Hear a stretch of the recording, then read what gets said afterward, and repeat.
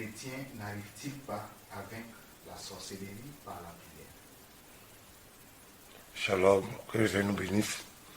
C'est une question qui est vraiment bien posée, parce que effectivement, la sorcellerie fait partie du quotidien de chaque Africain, de chaque Ivoirien, de chaque habitant du monde dans lequel nous vivons.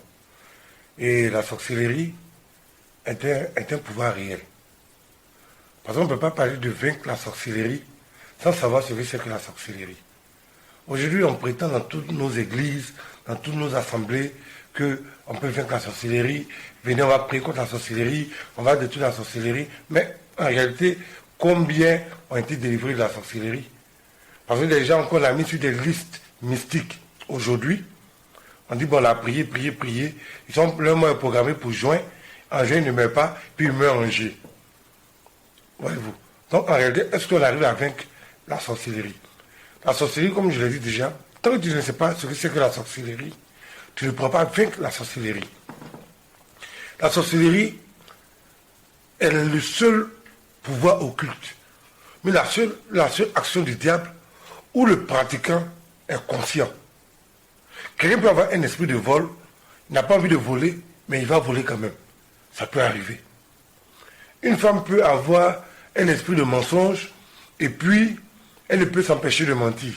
Ça peut arriver. Mais la sorcellerie, c'est un péché, c'est une action consciente, où un individu décide volontairement de s'allier à des forces occultes pour faire du mal à d'autres individus. Voyez-vous. Donc la sorcellerie, c'est pas comme quelqu'un qui ne sait pas ce qu'il fait.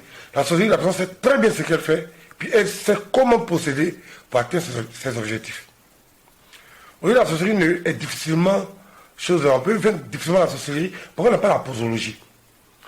C'est bien beau de dire, oui, Jésus est mort sur la croix, oui, c'est bien beau que tous les pouvoirs du monde sont sous les pieds de Jésus, mais tu n'es pas Jésus. Tu n'es pas Jésus. Celui qui est Jésus, c'est Jésus qui peut le faire. Jésus, il est celui qui a vaincu la sorcellerie. Puis c'est lui qui nous donne le pouvoir de riposter à la sorcellerie. Mais on ne riposte pas à la sorcellerie comme on ripostait dans un match de football. On ne riposte pas à la sorcellerie comme si on se battait contre un voisin du quartier. La sorcellerie, c'est un pouvoir invisible qui est puissant. Ou celui qui pratique la sorcellerie communique avec des forces qui le dépassent. Des forces qui ont plus de 6 000 ans, de 7 000 ans. Des forces qui existent avant la naissance du premier être humain. Des forces qui ont défié Dieu. Donc quand je vois des boutiquiers se lever pour dire oui, que viens dans mon église, on va briser ça me fait rire. Toi, tu n'as pas la victoire sur la sorcellerie dans ta vie, et puis tu dis et tu affirmes que tu veux délivrer quelqu'un de la sorcellerie. Pourtant, si on te demande, la sorcellerie c'est quoi? Tu n'es pas capable de répondre.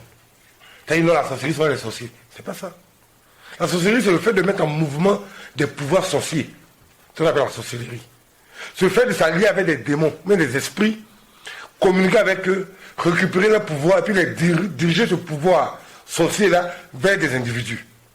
C'est ce qu'on appelle la sorcellerie. Maintenant, la sorcellerie, on ne peut pas vaincre facilement la sorcellerie pour la simple raison que la sorcellerie, on dit au nom de Jésus, nous allons vaincre les démons. Quand tu prononces le nom de Jésus, un démon peut reculer. Mais au nom de Jésus, aucun être humain recule. Parce que la différence entre le démon puis l'être humain, c'est que l'être humain a le libre arbitre. C'est-à-dire qu'il a la capacité de choisir le bien ou le mal.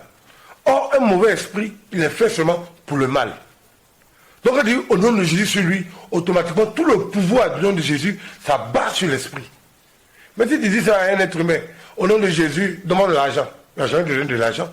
Pourquoi? Parce qu'il a le libre arbitre. Donc on dit aux sorciers, oui, qu'on a attrapé des sorciers, oui, ils disent, ils ne vont pas te tuer. On ne peut pas empêcher un sorcier de tuer quelqu'un. La seule manière de résister à un sorcier, c'est de pouvoir, l'ôter principalement, c'est le pouvoir sorcier. C'est la première chose.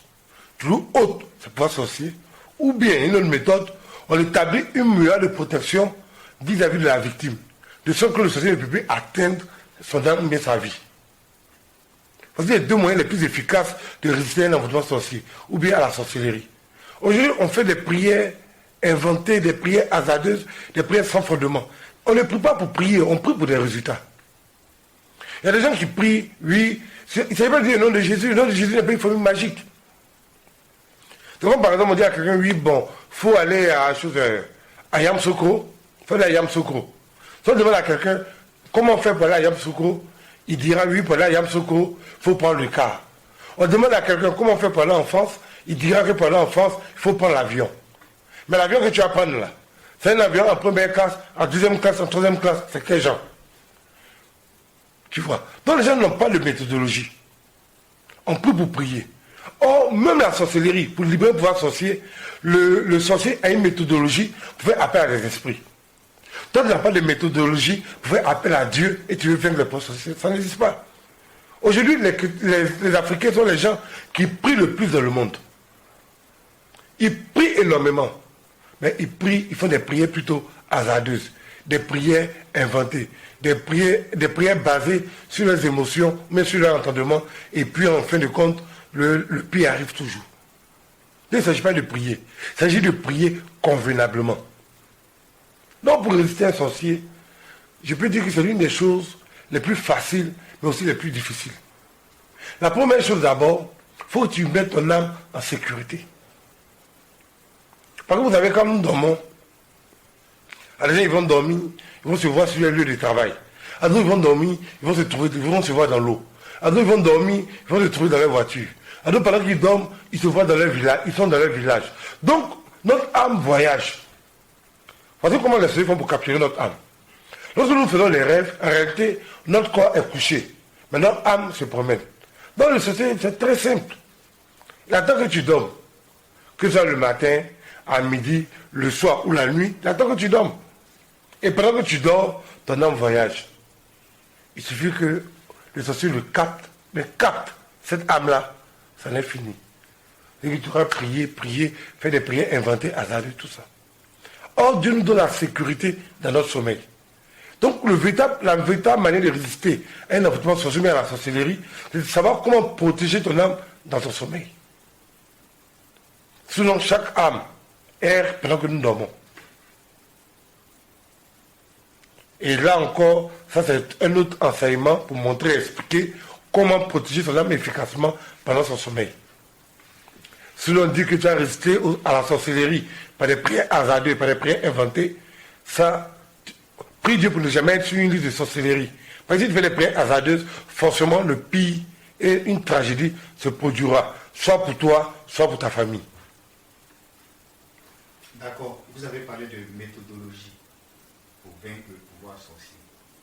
C'est quoi cette méthodologie? Vous voulez que le geek quand même donne tous ses secrets. Mais bon, je ne pourrais pas donner tous mes secrets, mais je vais donner certaines pistes pour que quelqu'un qui regarde ou bien qui nous écoute puisse quand même se débrouiller pour résister à la sorcellerie.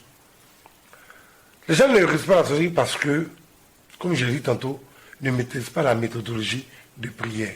Il faut ce qu'on appelle les prières hasardeuses, les prières inventées, qu'ils appellent des prières inspirées.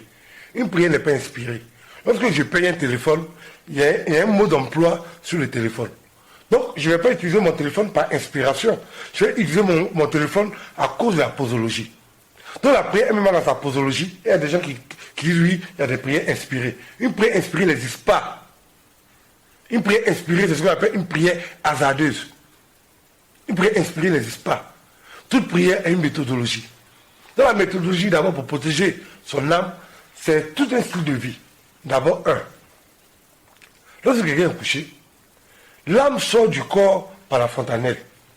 C'est-à-dire que quand un se veut envoûter quelqu'un, puis il va appeler l'âme de quelqu'un qui est encore dans son corps, qui va t'appeler, ton âme va sortir par ta fontanelle.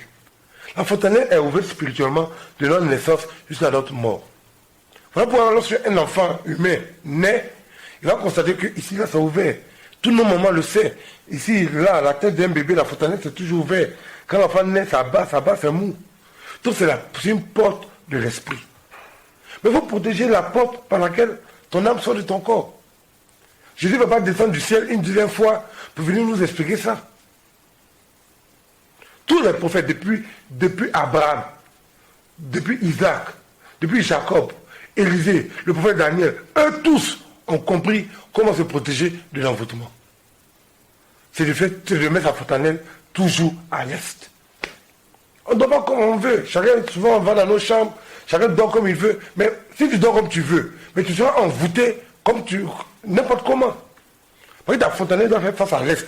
Mais quand le pouvoir de Dieu vient sur terre, le pouvoir quitte à l'Est et vient de l'Orient. L'Orient, c'est l'Est. Le pouvoir de Dieu vient de l'Orient. Donc quand tu mets ta fontaine vers l'Orient, quand tu dors, n'importe qui, même si tu n'es pas chrétien, même si tu es musulman, même si tu es païen, que tu dors la tête vers l'Est, on pourra t'envoûter difficilement. Parce que le pouvoir de Dieu vient sur terre par l'Orient, par l'Est. Donc la première étape, c'est de mettre la tête vers l'Est. Tout simplement. Ça réduit d'abord la possibilité que tu as d'être envoûté ou même d'être tué par les sorciers. Ça, c'est la première étape.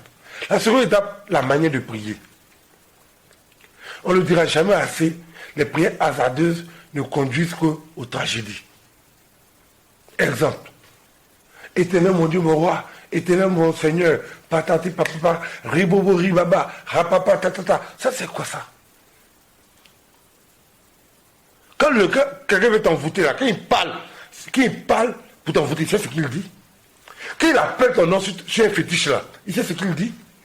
Et toi, pour résister à quelqu'un qui vient t'envoûter, qui dit des incantations qu'il maîtrise, tu dis ribobo ribaba. Et toi, tu parles, c'est pas ce que tu dis. Mais le sorcier, quand il appelle ton âme là, quand il parle, il sait ce qu'il dit.